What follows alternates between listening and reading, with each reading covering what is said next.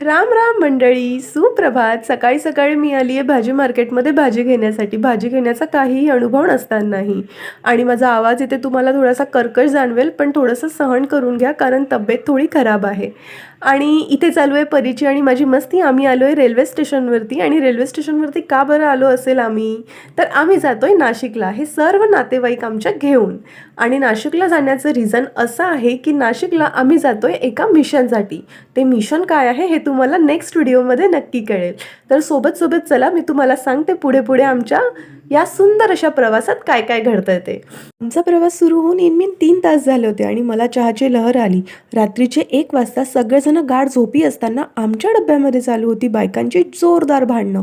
ती भांडणं ऐकता ऐकता आणि बघता बघता कधी पहाटेचे 3 वाजले कळलंच नाही.